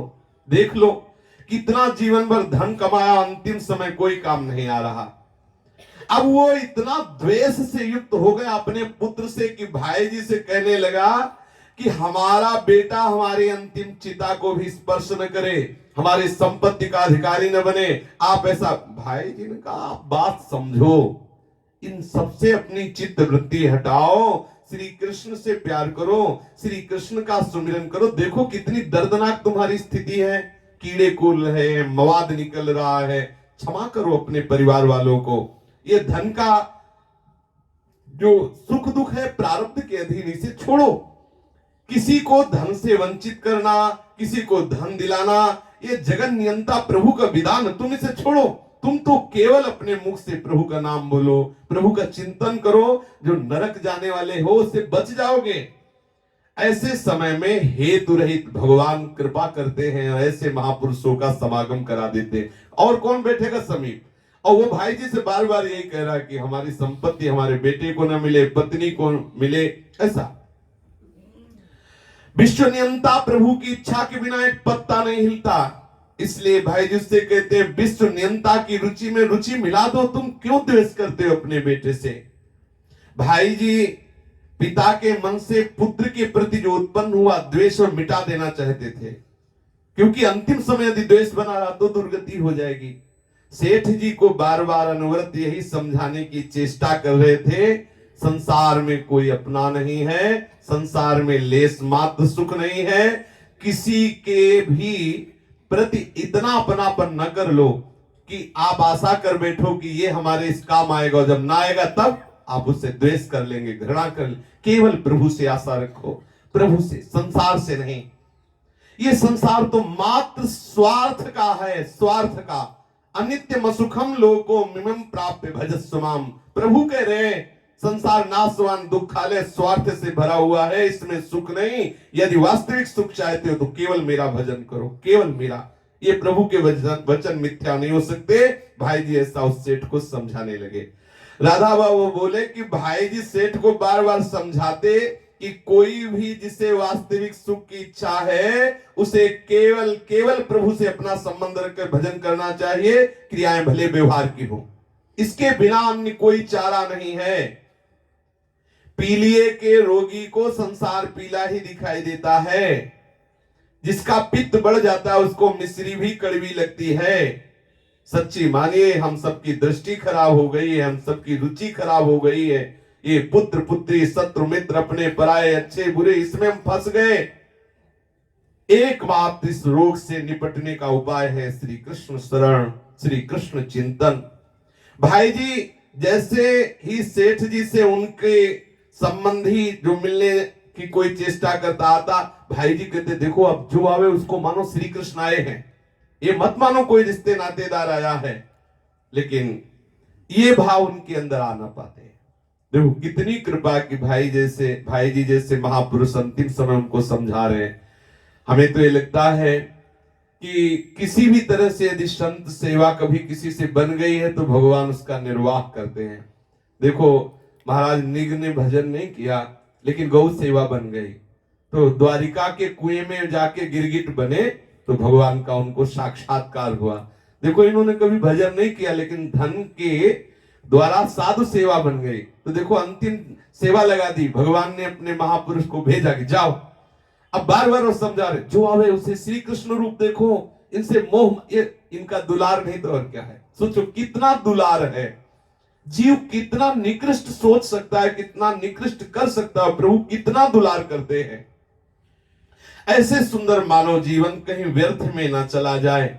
सेठ को समझाते भाई जी परिवार वाला कोई आवे या सगा संबंधी आवे, केवल तुम इतना ही देखना कि श्री कृष्ण ही आए हैं। वास्तव में ही हीरे को फेंक कर कंकर बटोरने के समान होगा यदि उसमें श्री कृष्ण भावना न करके रिश्तेदार की भावना करोगे, संबंधी की भावना करोगे। देखो पीछे के जन्म में कितने संबंधी रिश्तेदार हुए, सब छोड़ आए, इस जन्म में भी छोड़ना है। मृत्यु का समय आ रहा है, मृत्यु का समय सुधार लो। अगर ऐसा करोगे तो तुम भगवत साक्षात करके भगवान को प्राप्त हो जाओगे। सेठ जी को भाई जी बार बार यही समझाते, सत्संग की बातें जमती नहीं थी। सुनने के उपरांत तो भाई जी से यही कहते कि लड़का बड़ा नालायक है, लड़का बड़ा नालायक है। भाई जी मेरे मरने के बाद भी वो दाह संस्कार मेरा न करे मुझे। अरे भाई जी कहते छोड़, देखो कितनी विचित्र दशा, मरने का समय। सेठ जी की ऐसी दृढ़ संकल्प स्थिति देख के कि पुत्र के प्रति बड़ा द्वेष उत्पन्न हो गया है, बड़ी विचित्र स्थिति है। सेठ जी की मृत्यु का समय आ गया, भाई जी की कैसी दयालुता। भाई जी ने राधा बाबा को सूचना दी, तुरंत आओ। राधा बाबा को बुलाया और सेठ जी के अंतिम समय में भाई जी और राधा बाबा, एक सिरहाने एक पैताने। ये देखो संतों का दृढ़ संकल्प होता है। ऐसे महापुरुषों की कृपा से कैसे कैसे जीवों को भगवत प्राप्ति हुई। भाई जी जैसे महापुरुष जिनकी सद्भावना, वैसे भी महापुरुषों के मुख से सुना है किसी का भी अंतिम समय हो, शरीर छूटने वाला हो, यदि आप आसपास कहीं हो और आप जा सकते हो तो वहां बिना किसी परिचय के जरूर जाए और उनको नाम सुनावे, चरणामृत दे, भगवान नाम कीर्तन करे, भगवत चर्चा सुनावे। अगर उस समय शरीर छूट जाता है तो इससे बड़ा महान पुण्य और कोई नहीं। किसी एक जीव को भगवान नाम सुना के भगवत धाम भेजना। किसी का शरीर पूरा हो रहा, चाहे पशु पक्षी कोई हो, और आप राधा राधा राधा कृष्ण कृष्ण कृष्ण ऐसा बोल रहे हैं, उसी समय उसका शरीर, वो निश्चित भगवत की महिमा है। अंतिम समय जब उनकी नाड़ी छूट रही थी, सेठ जी पुत्र के प्रति रोष करके उनका सारा धन वैभव पुत्र को मिल जाने की ग्लानि से मन आक्रांत था। भाई जी देख रहे थे कि देखो अंतिम समय शरीर छूटने वाला है, ये पुत्र द्रोह से युक्त है कि पुत्र को ये सब संपत्ति अपने आप मिल जाएगी और नहीं मिलना चाहिए। भाई जी की हेतु रहित कृपा विजयी हुई। सेठ जी के अंतिम प्रयाण के समय भाई जी उनके कान में जोर से मुख लगाया, बोले राधा। अब उसके अंदर चिंतन चल रहा था, ये ओ पुत्र को सारी संपत्ति मिलेगी, दुष्ट हमारे सामने भी नहीं आया, जिस दिन से बीमार अंतिम मरने जा रहा है।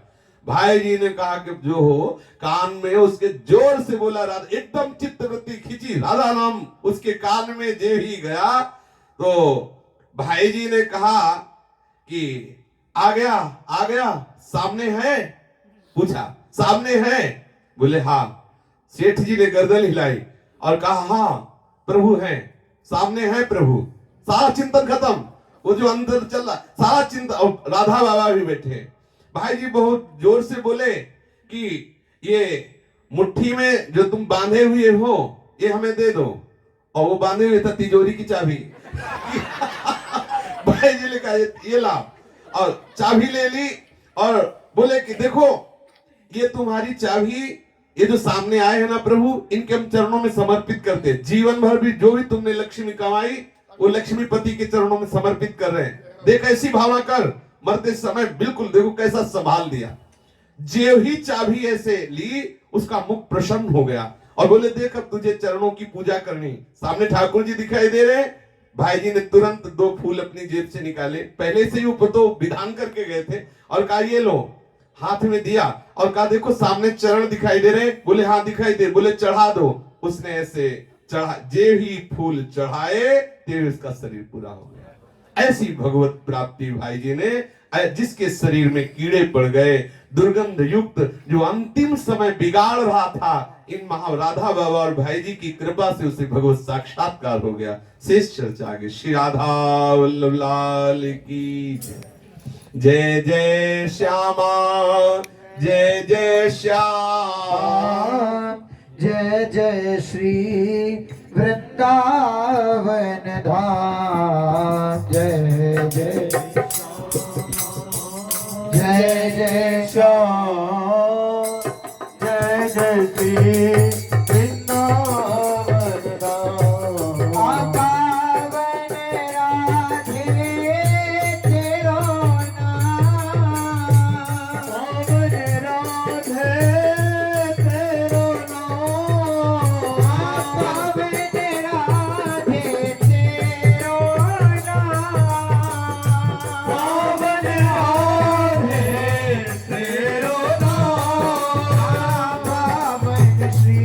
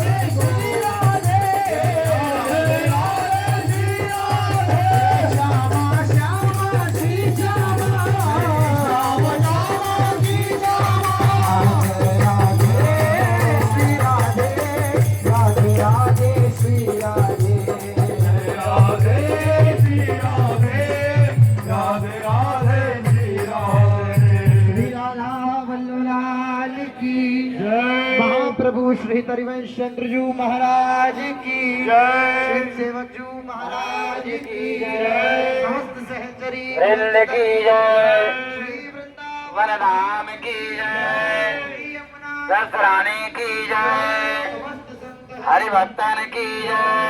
सद्गुरुदेव भगवान की जय।